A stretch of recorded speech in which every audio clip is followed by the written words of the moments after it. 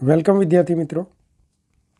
Magnetic effect of current and magnetism for JEE NEET ના session 11માં આપણે solenoid, toroid જેવા ચુંબકીય ક્ષેત્રો ઉત્પન્ન કરતા બે સાધનોનો અભ્યાસ કરીએ. તમને ખ્યાલ છે કે સમાન વિદ્યુત ક્ષેત્ર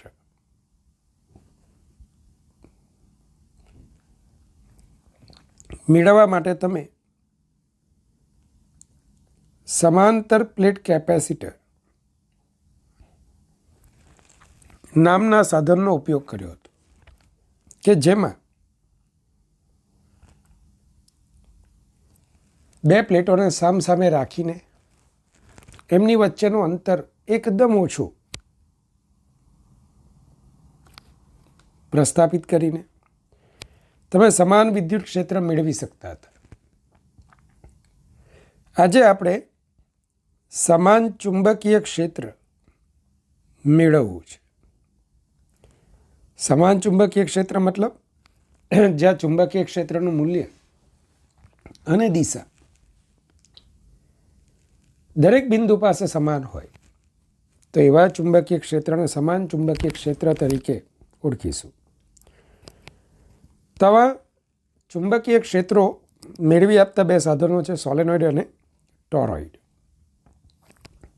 જેમના ઉપયોગ ટેલિવિઝનમાં સોલેનોઇડનો ઉપયોગ જરૂરી ચુંબકીય ક્ષેત્રો ઉત્પન્ન કરવા માટે થાય છે. સિન્ક્રોટ્રોન નામનું જે સાધન છે જેમાં આ બંનેનો આપણે ઉપયોગ જરૂરી એવા ખૂબ ઊંચા ચુંબકીય ક્ષેત્રો ઉત્પન્ન કરવા માટે કરીએ છીએ. હવે અતિ લાંબો સોલેનોઇડ અને ટોરોઇડ બંનેમાં એમ્પિયરના સર્કિટલ નિયમનો ઉપયોગ આપણે કરી શકીએ છીએ, જે કરીશું. તો કન્સેપ્ટ ઓફ સોલેનોઇડ એને જોઈએ. તમને ખબર છે કે કોઈ રિંગ હોય, રિંગમાં I જેટલો પ્રવાહ વહેતો હોય તો જમણા હાથની આંગળીઓને પ્રવાહની દિશામાં રાખો તો અંગૂઠો ચુંબકીય ક્ષેત્રની દિશા બતાવશે. તો આ એક રિંગ વડે ઉદ્ભવતી ચુંબકીય ક્ષેત્ર રેખાઓ મેં આકૃતિમાં દોરેલી છે. આવી જ એક બીજી રિંગ સમઅક્ષીય રહે, મતલબ કે બંનેની અક્ષ એક જ રહે, એ રીતે તમે રાખો તો તમને જાણવા મળશે કે અક્ષની નજીકની ચુંબકીય ક્ષેત્ર રેખાઓ પરસ્પર સમાંતર જોવા મળશે, જે દર્શાવે છે કે અક્ષની નજીકના વિસ્તારમાં બે રિંગ વચ્ચેનો જે વિભાગ છે ત્યાં ચુંબકીય ક્ષેત્ર લગભગ સમાન છે.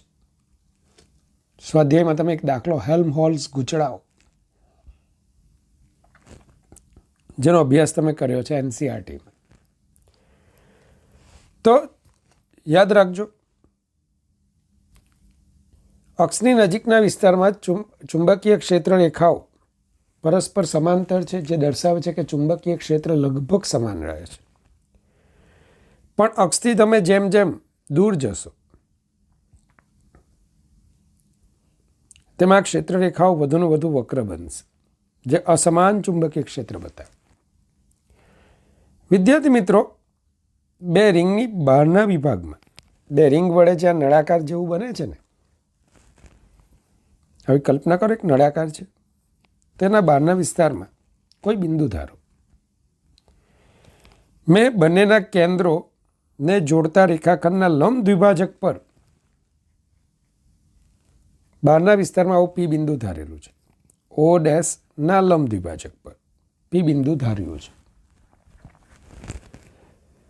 તો આ P બિંદુ પાસે ફક્ત એક જ રિંગની તમે ચુંબકીય ક્ષેત્ર રેખા લેશો ને તો આનું ક્ષેત્ર સ્પર્શકની દિશામાં નીચે તરફ, અને બીજી રિંગની તમે ચુંબકીય ક્ષેત્ર રેખા લેશો તો એનું ક્ષેત્ર ઉપર તરફ. મતલબ કે એવી એક શક્યતા છે કે આ બંને રિંગને લીધે એમની બહારના વિસ્તારમાં ચુંબકીય ક્ષેત્ર નાબૂદ થાય છે. હવે અને આ જે ક્ષેત્ર રેખાઓ છે અંદરના વિસ્તારમાં એ અક્ષ પાસે સમાન ચુંબકીય ક્ષેત્ર ઉત્પન્ન કરે છે. હા, અક્ષથી દૂર જતા ક્ષેત્ર અસમાન બનતું જાય છે. હવે આપણે આવી કલ્પના કરીએ કે આવી અસંખ્ય રિંગોને સમઅક્ષીય રહે તેમ એક પછી એક પછી એક પછી એક પછી એક ગોઠવતા જઈએ તો શું થાય?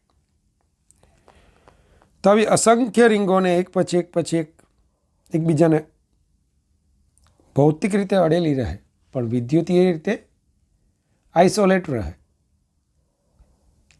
વિદ્યુતીય સંપર્ક ન હોય, હા ભૌતિક સંપર્ક હોય, મતલબ કે એની પર અવાહક પડ ચડાવી દે અને બધી રિંગોને એક પછી એક પછી એક પછી એક રાખીએ તો તમે કોઈ એક બિંદુ પી જેવું કોઈ બિંદુ બહાર લેશો તો કોઈ એક રિંગનું ક્ષેત્ર નીચે તરફ હોય તો બીજી કોઈ રિંગ એવી મળશે જ કે જેનું ક્ષેત્ર ઉપર તરફ હશે, અર્થાત પરિણામી ક્ષેત્ર શૂન્ય થશે. આમ રિંગો વડે બનતા કાલ્પનિક નળાકારની બહારના વિસ્તારમાં હંમેશા ચુંબકીય ક્ષેત્ર તમને શૂન્ય જ મળશે. બીજો એક ફાયદો થશે, અંદરના વિસ્તારમાં બધે જ ક્ષેત્ર રેખાઓ પરસ્પર સમાંતર બની જશે.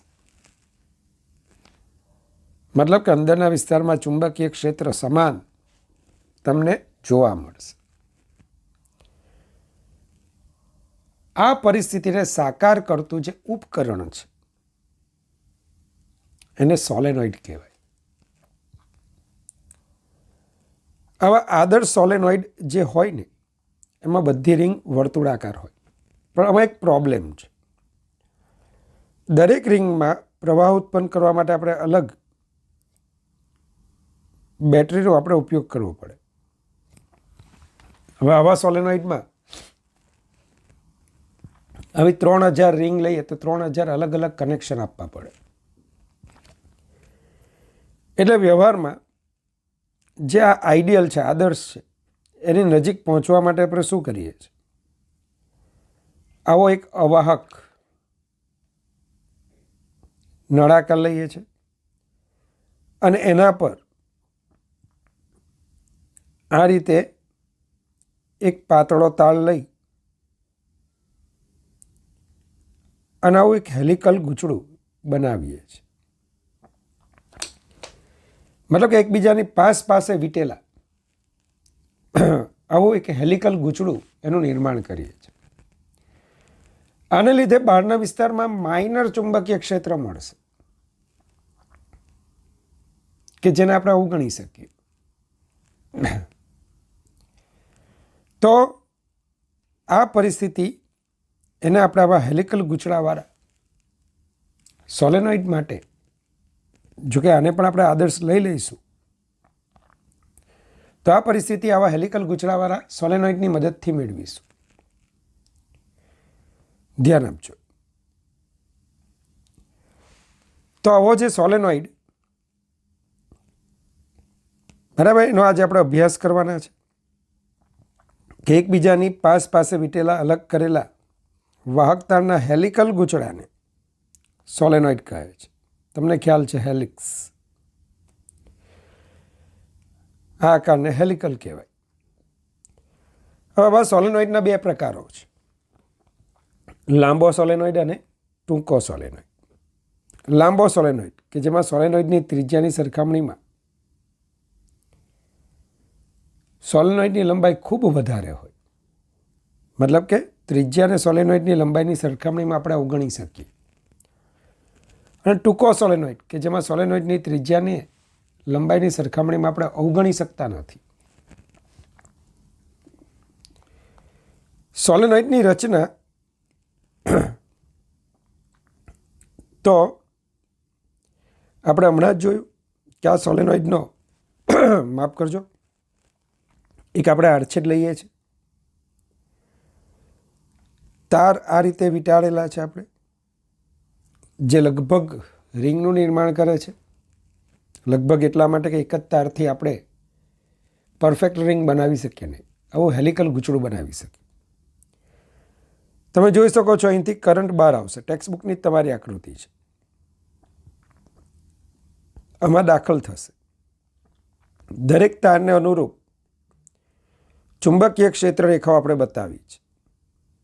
પરિણામે અંદરના વિસ્તારમાં ચુંબકીય ક્ષેત્ર રેખાઓ આ રીતે હશે.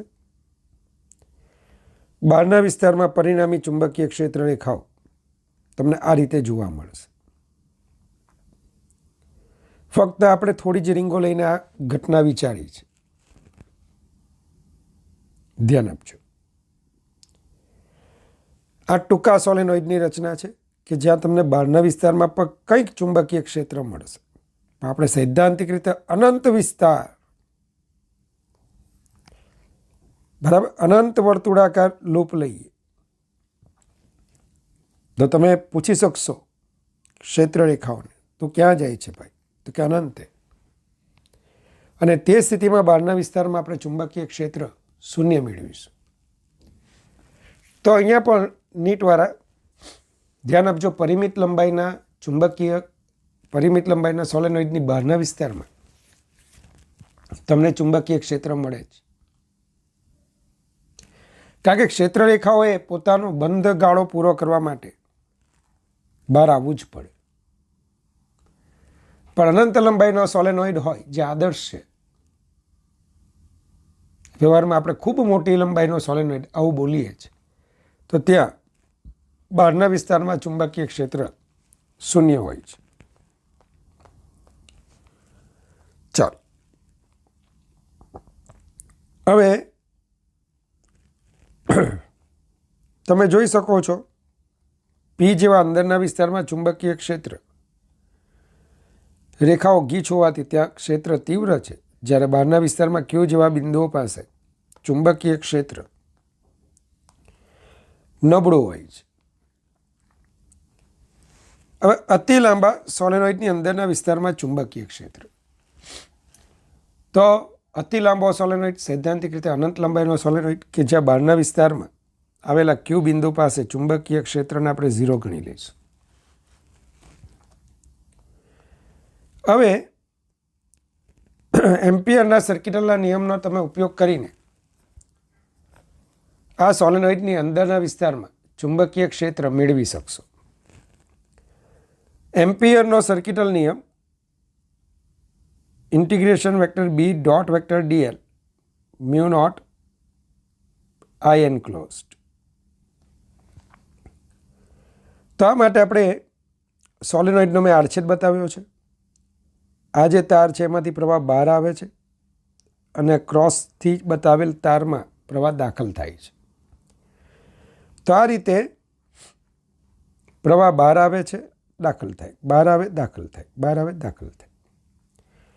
સરળતા ખાતર મેં અહીંયા આવું એક લંબચોરસ એમ્પિરિયન લૂપ ABCDA બતાવ્યું છે. સૌથી પહેલાં આપણે લેફ્ટ હેન્ડ સાઈડને કેલ્ક્યુલેટ કરીએ તો આપણે ચુંબકીય ક્ષેત્રનું સમગ્ર રૂપ પર રેખા સંકલન કરવાનું છે. તો integration vector B dot vector dl over close loop is equal to integration from A to B vector B dot vector dl, B to C vector B dot vector dl, C to D and D to A. તમે વિદ્યાર્થી મિત્રો જોઈ શકો CD જે વિભાગ છે ને એમ્પિરિયન લૂપનો, જે બહારના વિસ્તારમાં હોવાથી ત્યાં પરિણામી ચુંબકીય ક્ષેત્ર તો શૂન્ય છે, તો અહીંયા કોઈ સંકલન મળશે નહીં. જે AD વિભાગ તમે લો તેમાં અમુક વિભાગ બહાર છે, તો ત્યાં તો ચુંબકીય ક્ષેત્ર શૂન્ય છે. અને જે વિભાગ અંદર છે ત્યાં વેક્ટર ડીએલ અને વેક્ટર બી બંને પરસ્પર લંબ થશે. આથી vector B dot vector dl શૂન્ય થશે. જે પરિસ્થિતિ ડીએની છે તે જ બીસીની પણ છે. જે ભાગ અંદર છે ત્યાં વેક્ટર ડીએલ અને વેક્ટર બી બંને પરસ્પર લંબ છે, તો અહીંયા પણ vector B dot vector dl શૂન્ય થશે. અને બહારના વિસ્તાર માટે તો ઓલરેડી બી શૂન્ય છે. તો 3 વિભાગો BC, CD અને DA માટે તમને કોઈ રેખા સંકલન મળશે નહીં. AB વિભાગ જ્યાં છે ત્યાં વેક્ટર B અને વેક્ટર DL બંને એક જ દિશામાં છે, એટલે BDL cos 0 થશે. B સમાન છે, બહાર લઈ લો, સંકલન DL from A to B. તો DL DL DL DL જેવી લંબાઈઓનો A થી B સુધીનો સરવાળો એટલે જ H. મતલબ કે આખું સંકલન તમને BH મળશે. તમે ભણ્યા છો એટલે થોડું એને સ્પીડમાં હું લઈ લઉં છું. મેઇન વાત છે ઘેરાતા પ્રવાહની. તો કે આપણું જે આ લૂપ છે ને આટલા આંટાઓને ઘેરે છે, અર્થાત આટલા આંટાઓમાંથી બહાર આવતા પ્રવાહોને ઘેરે છે. અહીં એક કન્સેપ્ટ આપણે વિચારવો પડશે, એકમ લંબાઈ દીઠ આંટાની સંખ્યા. ધારો કે સોલેનોઇડની એકમ લંબાઈ દીઠ આંટાની સંખ્યા સ્મોલ n છે, તો આટલા વિભાગમાં કુલ આંટાઓ NH થાય. એકમ લંબાઈમાં આંટાની સંખ્યા સ્મોલ n, તો H લંબાઈમાં આંટાની સંખ્યા કેટલી? તો NH. એક આંટામાંથી વહેતો પ્રવાહ કેપિટલ I, તો હવે n આંટામાંથી વહેતો પ્રવાહ NHI થાય, અથવા કેપિટલ NI મતલબ કે NHI. સંજ્ઞા પદ્ધતિ પ્રમાણે આ પ્રવાહ ધન બનશે અને પરિણામ સ્વરૂપ B બરાબર μ0 NI. અને આ ચુંબકીય ક્ષેત્રની દિશા આપણે જમણા હાથ પરથી મેળવી શકીએ. JEE એડવાન્સમાં તમને લાંબા સોલેનોઇડ માટે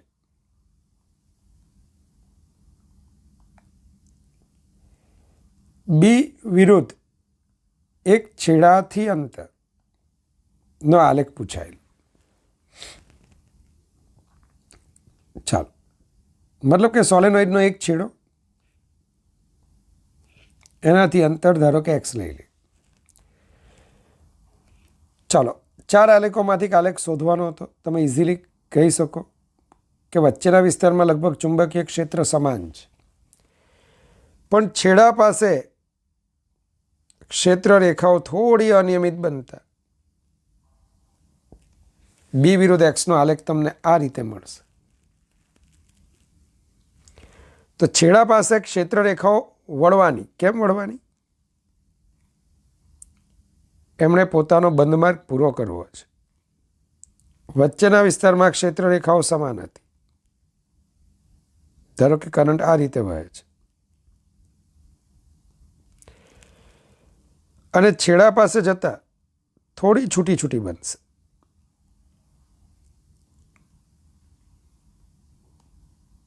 પોતાનો બંધ ગાળો પૂર્ણ કરવા માટે એ છૂટી બનશે. આમ છેડા પાસે ક્ષેત્રની તીવ્રતા ઘટશે. તો JEE માં તમને આવો ક્વેશ્ચન B વિરુદ્ધ સોલેનોઇડના એક છેડાથી અંતરનો આલેખ પૂછાયો હતો. વિદ્યાર્થી મિત્રો, પરિમિત લંબાઈના સોલેનોઇડને લીધે મળતું ચુંબકીય ક્ષેત્ર સૂત્ર મેં ક્લાસરૂમમાં તમને સમજાવ્યું હતું કેવી રીતે આવે. જોકે આપણા બોર્ડના પણ સિલેબસમાં નથી, પણ તમારે સોલેનોઇડ અને n આંટાવાળા ગૂંચળામાં ફરક શું છે? અગાઉ આપણે આવું સૂત્ર ભણેલા. n આંટાવાળા ગૂંચળાને લીધે અક્ષ પરના કોઈ બિંદુએ ઉદ્ભવતું ચુંબકીય ક્ષેત્ર μ0 I r² / 2 r² + x² 3/2, જ્યાં કેપિટલ R ગૂંચળાની ત્રિજ્યા. આની અંદર આપણે એવું ધારેલું કે આ જે n આંટા છે ખૂબ પાસે વીટેલા છે, કે જેથી કરીને બધાના કેન્દ્રો એક બિંદુ પાસે હોય. સોલેનોઇડના કિસ્સામાં પણ n આંટાઓ છે, પણ આંટાઓની સંખ્યા એટલી બધી વધારે છે કે જેથી કરીને કોઈ એક વિભાગના આંટાઓનું કેન્દ્ર બીજા વિભાગ કરતાં સ્પષ્ટ જુદું પડે છે. આ સ્થિતિમાં તમે પેલું સૂત્ર વાપરી શકો નહીં. તો પછી આને શું કરીશું? તો કે આખા સોલેનોઇડને તેની લંબાઈ પર dx જેટલા સૂક્ષ્મ વિભાગમાં વિભાજિત કરીશું. આવા એક વિભાગને લીધે P બિંદુ પાસે ઉદ્ભવતું ચુંબકીય ક્ષેત્ર શોધીશું. અને આવા વિભાગો છે કે એક છેડાથી બીજા છેડા સુધી આવેલા છે. દરેક વડે ચુંબકીય ક્ષેત્રો મેળવીને આપણે બધાના ક્ષેત્રો એક જ દિશામાં હોવાથી એનો સરવાળો એટલે કે સંકલન કરીશું. ધારો કે આવો સોલેનોઇડ એની અક્ષ પરના P બિંદુ પાસે, યાદ રાખજો પરિમિત લંબાઈના સોલેનોઇડની માત્ર અક્ષ પરના જ બિંદુએ આપણે ક્ષેત્ર મેળવવાના છે. હું જે સૂત્ર લખીશ એ ફક્ત અક્ષ માટે વપરાશે, બહાર માટે નહીં, અક્ષની સિવાયના બિંદુ માટે નહીં. તો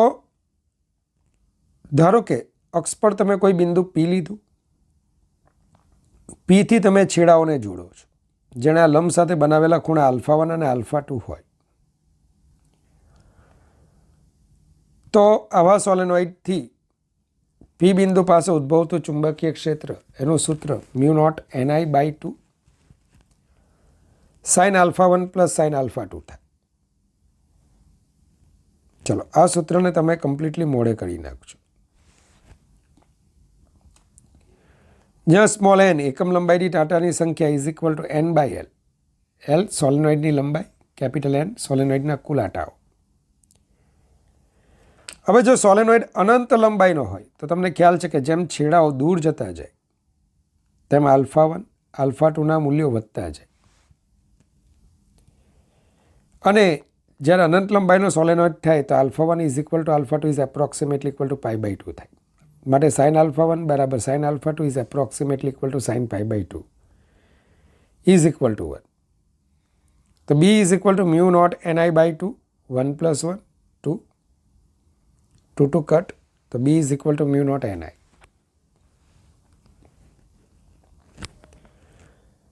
હવે એક એક્ઝામ્પલ આનો આપણે ઉપયોગનો જોઈએ. તો કેપિટલ L લંબાઈના અને કેપિટલ N આંટાવાળા સોલેનોઇડને લીધે તેની અક્ષ પર રહેલા અને સોલેનોઇડના કોઈ છેડા પાસે આવેલા બિંદુએ ચુંબકીય ક્ષેત્રનું મૂલ્ય શોધો. સોલેનોઇડની ત્રિજ્યા સ્મોલ a છે. ધારો કે તમને આવો એક પરિમિત લંબાઈનો સોલેનોઇડ આપ્યો છે અને એના કોઈ છેડા પાસે અક્ષ પરના બિંદુએ ચુંબકીય ક્ષેત્ર શોધવાનું છે. સ્વાભાવિક છે કે P બિંદુથી આ બાજુ કોઈ છેડો નથી, તેથી α1 0 થશે, આ આપણો α2 થશે. ભૂમિતિ પરથી કહી શકશો કે sin α2 સામેની બાજુ છેદમાં કર્ણ. જો સોલેનોઇડની ત્રિજ્યા આપણને a આપી હોય તો આ કર્ણ √L² + a² થશે. બસ ફક્ત કિંમત મૂકવાની છે. α1 0 તો sin α1 sin 0 બરાબર 0, sin α2 L/√L² + a². સૂત્ર આપણું હતું B બરાબર μ0 ni/2 in the bracket sin α1 plus sin α2 માં કિંમત મૂકી દો તો તમારું પરિણામ B બરાબર μ0 ni/2 √L² + a² થશે. ટોરોઇડ. જો સોલેનોઇડના બે છેડાઓને વર્તુળાકાર સ્વરૂપમાં વાળી દેવામાં આવે અને જોડવામાં આવે, સોલેનોઇડને વર્તુળના રૂપમાં વાળીને તેના બે છેડાઓને જોડવામાં આવે તો બનતી રચનાને ટોરોઇડ કહેવાય. અથવા પોલી અવાહક વર્તુળાકાર રિંગ પર પાસે તાર વીંટાળીને, અલગ કરેલા તાર વીંટાળીને જે રચના તૈયાર કરવામાં આવે એને પણ ટોરોઇડ કહેવાય. વિદ્યાર્થી મિત્રો, આવા ટોરોઇડની અંદર ધ્યાન આપજો, તમને 3 વિભાગ દેખાશે. આ વિભાગને ટોરોઇડની વચ્ચેનો વિસ્તાર કહીશું. જે નળીની અંદરનો વિસ્તાર છે તેને ટોરોઇડની અંદરનો વિસ્તાર કહીશું અને આને બહારનો વિસ્તાર. તમે વચ્ચેના વિસ્તારને પણ ટોરોઇડની બહારનો જ ગણી શકો, પણ સામાન્ય રીતે આપણે આવું બોલીએ છીએ વચ્ચેનો, અંદરનો અને આ બહારનો. હવે આવા ટોરોઇડની વચ્ચેના વિસ્તારમાં તમે કોઈ એમ્પિરિયન લૂપ લેશો તો કોઈ પણ પ્રવાહ ઘેરશે નહીં. સ્વાભાવિક છે કે વચ્ચેના વિસ્તારમાં ચુંબકીય ક્ષેત્ર શૂન્ય થશે. બહારના વિસ્તારમાં આવું કોઈ તમે એમ્પિરિયન લૂપ લેશો તો જેટલા પ્રવાહો બહાર આવતા હશે, સમજી લો આ તારમાંથી અહીંયાથી પ્રવાહ બહાર આવશે તો અહીંયા દાખલ થશે, તો અહીંયા પણ ઘેરાતો પ્રવાહ શૂન્ય હોવાથી ચુંબકીય ક્ષેત્ર શૂન્ય થશે. આદર્શ ટોરોઇડની વાત કરું છું. હેલિકલ ગૂંચળાવાળું જે ટોરોઇડ હોય એમાં વચ્ચેના તેમજ બહારના વિસ્તારમાં કંઈક સૂક્ષ્મ ચુંબકીય ક્ષેત્ર મળે જ છે. આપણે આદર્શ બધું જોઈએ. તો આ ટોરોઇડની પણ વચ્ચેના આદર્શ ટોરોઇડની વચ્ચેના કે બહારના વિસ્તારમાં ચુંબકીય ક્ષેત્ર શૂન્ય થવાનું. તો અંદરના વિસ્તારમાં ચુંબકીય ક્ષેત્ર શોધવા માટે તમે બોર્ડમાં આવું ભણતા હતા કે સ્મોલ આર ત્રિજ્યાનું એક એમ્પિરિયન લૂપ લેતા હતા. હવે આ લૂપના દરેક બિંદુએ ચુંબકીય ક્ષેત્ર વેક્ટર બી અને રેખા સંકલન લેવા માટે દોરેલા વેક્ટર ડીએલના સદિશો એક જ દિશામાં થાય. આથી vector B dot vector dl mu naught I enclosed. ધ્યાન આપજો. બી અને ડીએલ એક જ દિશામાં થતા બી ડીએલ કોસ 0, બીને બહાર લઈ લો અને સંકલન ડીએલ એટલે સમગ્ર પરિઘની લંબાઈ,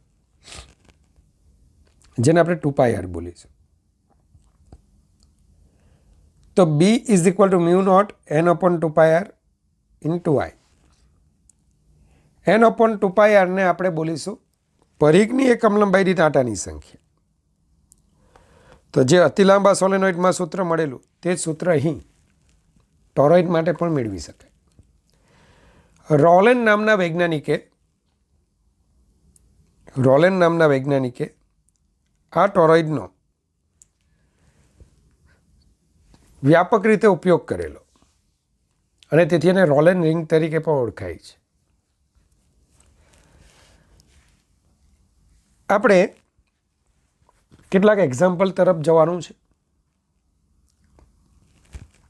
નેક્સ્ટ સેશન જે હવે સ્ટાર્ટ થશે આપણું એ મેગ્નેટિઝમ એન્ડ મેટર. મતલબ કે હવે આપણે જે તમારો એનસીઆરટીમાં ચેપ્ટર નંબર 5 છે એનો આપણે અભ્યાસ કરવાના છે. લાસ્ટમાં તમારે ગેલ્વેનોમીટર, એનું એ મીટર અને વોલ્ટ મીટરમાં રૂપાંતર, એને લગતા આપણા કેટલાક JEE નીટના ક્વેશ્ચન સહિત આપણે એનો અભ્યાસ કરીશું. તો ક્વેશ્ચન જુઓ. Inside a homogeneous long straight wire, homogeneous એટલે સમાન, લાંબા તાર, એકચ્યુઅલી સળિયો શબ્દ હોવો જોઈએ, ઓફ મતલબ કે રોડ હોવું જોઈએ, ઓફ સર્ક્યુલર ક્રોસ સેક્શન, જેનો વર્તુળાકાર આડછેદ હોય તેવો એક સળિયો તમને આપેલો છે. There is a circular cylindrical cavity whose axis is parallel to the conductor axis and displaced relative to it by a distance L. વચ્ચે એક આવો નળાકાર બખોલ આપણે તૈયાર કરેલી છે કે જેનું મૂળ સળિયાના કેન્દ્રથી અંતર, એના કેન્દ્રનું અંતર L છે. A direct current of density vector J flows along the wire. Actually અહીંયા વેક્ટર જે આવે, મતલબ કે જે પ્રવાહ ઘનતા ધરાવતો પ્રવાહમાંથી પસાર થાય છે. Find magnetic induction vector B inside the cavity. કેવિટીના કોઈ પણ બિંદુ પાસે ચુંબકીય ક્ષેત્ર શોધવાનું છે. સમજી લો આપણે પી બિંદુ લીધું, જેનું ઓની સાપેક્ષે અંતર આર છે, મૂળ તારના અક્ષથી એનું અંતર લંબ અંતર આર છે, અને જે બખોલ તૈયાર કરી તો એની અક્ષથી એનું અંતર આર ડેશ છે. ઓ અને ઓ ડેશ વચ્ચેનું અંતર એલ છે. તો વિદ્યાર્થી મિત્રો, સંપાતપણાનો સિદ્ધાંત, સુપરપોઝિશન પ્રિન્સિપલ શું કહે કે પી પાસેનું ચુંબકીય ક્ષેત્ર એટલે આખા સળિયાનું જે ચુંબકીય ક્ષેત્ર હતું ને એમાંથી અગાઉ અહીંયા બખોલ નહોતી, તો બખોલ જેટલા જ વાહકમાં ને લીધે અહીંયા કેટલું ચુંબકીય ક્ષેત્ર ઉત્પન્ન થાય એને બાદ કરી નાખીએ તો હવે બાકીનો જે ભાગ છે એનું ચુંબકીય ક્ષેત્ર મળશે. તો બખોલની અંદરના પી બિંદુએ ચુંબકીય ક્ષેત્ર જો બી હોય તો સ્પષ્ટ છે કે vector B is equal to B whole rod minus B બખોલમાં જેટલા વિસ્તારમાં વાહક હતો તેને લીધે ઉદ્ભવતું ચુંબકીય ક્ષેત્ર, જેને આપણે બીસી વડે દર્શાવીશું. તો vector B naught minus vector BC. ચાલો, તો અંદરના વિસ્તારમાં આપણને સૂત્ર ખ્યાલ છે. સળિયાના અંદરના વિસ્તારમાં ચુંબકીય ક્ષેત્ર મ્યુ નોટ આઈઆર અપોન 2 ત્રિજ્યાનો વર્ગ એ સ્ક્વેર 2 એ સ્ક્વેર બરાબર. જોજો હવે આઈ ઇઝ ઇક્વલ ટુ જે અને આની ત્રિજ્યા છે પાઈ એ સ્ક્વેર. તો પાઈ એ સ્ક્વેર કટ થઈ ગયા, સરસ. B naught is equal to mu naught J R by 2. તો પ્રવાહ ઘનતાના સ્વરૂપમાં સૂત્ર લખો છો તો એ આડછેદની ત્રિજ્યા પર આધારિત નથી. હવે સદિશ સ્વરૂપે આને લખી તો તમને એમ ખબર છે કે આઈ વેક્ટર ડીએલ ક્રોસ વેક્ટર આ ડીએલ અહીંયા છે જ નહીં, તો પ્રવાહની દિશામાંનો કોઈ સદિશ હોવો જોઈએ. તમને ખબર છે કે તારમાંથી પ્રવાહ આમ વહેતો હોય તો વેક્ટર ડીએલની દિશા પ્રવાહની દિશામાં લેતા હતા. તો અહીંયા પ્રવાહની દિશામાં કોણ હશે? તમને ખબર છે બીની દિશા ડીએલ ક્રોસ આર પરથી મળે, I vector dl cross vector R પરથી. ડીએલ કોઈ ખંડ તો છે નહીં, તો પ્રવાહની દિશામાંનો સદિશ છે આપણો વેક્ટર જે. તો તમે અહીંયા જે ક્રોસ આર લખી શકો અને ચેક કરી લો. ધારો કે કરંટ અહીંથી બહાર આવે છે તો કોઈ પણ બિંદુ પાસે ચુંબકીય ક્ષેત્ર અંગૂઠો પ્રવાહની દિશામાં રાખો, તાર માટે આંગળીઓ વિચારો તો ચુંબકીય ક્ષેત્ર આમ હશે. ચેક કરી લેજો. હવે આને આપણે સ્થાન સદિશ વેક્ટર આર લઈએ. આપણે આ બિંદુની વાત કરી.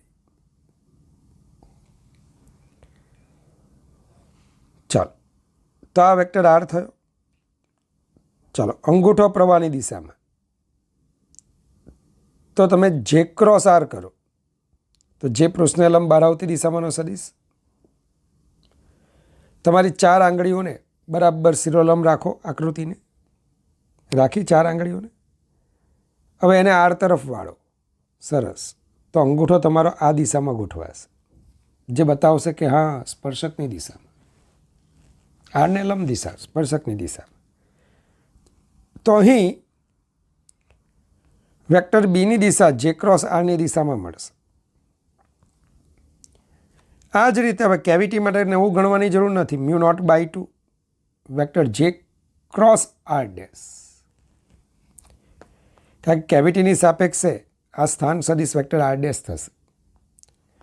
બસ આપણું જે પરિણામ છે તેમાં બી નોટ અને બીસીની કિંમત મૂકી દઈએ. તો mu naught by 2 vector J cross vector R minus J vector J cross R dash. Vector J cross vector R minus vector R dash. તો વેક્ટર બી બરાબર mu naught by 2 vector J cross L. કારણ આકૃતિ જુઓ, આ સદિશ આપણો vector L, vector R dash, vector R. ત્રિકોણની રીત શું કહે? Vector R is equal to vector L plus vector R dash. તો વેક્ટર બી બરાબર mu naught by 2 vector J cross vector L. If current density in the conducting wire is proportional to the distance r from the axis of the conductor, જો પ્રવાહ ઘનતા એ અક્ષથી અંતરના સમપ્રમાણમાં હોય, then find the magnetic field at the position small r less than capital R. The radius of cross section of the conductor, જ્યાં capital R શું છે? એ આની ત્રિજ્યા છે. બીજું, ટોટલ કરંટ ઇઝ આઈ. આ લખાણ લખવું જોઈએ, કારણ કે એમણે જવાબ ટોટલ કરંટના સ્વરૂપમાં આપણે લખવાનો છે. તો પહેલાં પહેલું તમને મેં અત્યાર સુધી આટલું ભણાવ્યું કે જ્યારે તમે કોઈ સળિયામાંથી કરંટ પસાર થતો જુઓ છો તો એમ્પિયરનો સર્કિટલ નિયમ શું કે આ ધારો કે પી બિંદુ પાસે ચુંબકીય ક્ષેત્ર શોધવાનું હોય તો આટલા જ વિભાગમાંનો પ્રવાહ આ ચુંબકીય ક્ષેત્ર માટે જવાબદાર હશે. બાકીનો જે વિસ્તાર તમને જોવા મળશે એમાંનો કરંટ કોઈ ચુંબકીય ક્ષેત્ર પી બિંદુ પાસે ઉત્પન્ન કરશે નહીં. તો અહીંયા પણ સેમ વિચારીએ કે સ્મોલ આર ત્રિજ્યાના જે આપણને આડછેદ મળે છે એનો જ પ્રવાહ ચુંબકીય ક્ષેત્ર ઉત્પન્ન કરવા માટે જવાબદાર બનશે. તો અક્ષથી સ્મોલ આર અંતર આવેલા કોઈ બિંદુએ ચુંબકીય ક્ષેત્રનું મૂલ્ય B is equal to mu naught I R. I into R નથી, પ્રવાહનું નામ છે,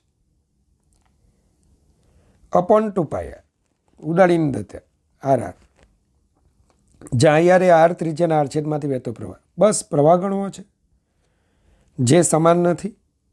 તો આઈ ઇઝ ઇક્વલ ટુ સંકલન જે ડીએ આપણે આવું ભણેલા. આ માટે સમગ્ર આડછેદને આપણે સૂક્ષ્મ રિંગમાં વિભાજિત કરી આવી રિંગનું ક્ષેત્રફળ 2πr dr,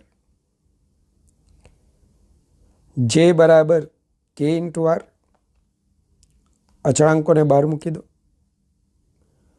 તો r³/3 0 ટુ r, તો 2πk r³/3. સમગ્ર તારમાંથી વહેતો પ્રવાહ આઈ છે. જો સમગ્ર પ્રવાહ ગણવો હોય તો સંકલનની લિમિટ 0 થી કેપિટલ આર આવશે, મતલબ કે અહીંયા છેલ્લો જવાબ આવશે 2πk capital r³/3. I R by I કરશો તો small r³ upon capital r³,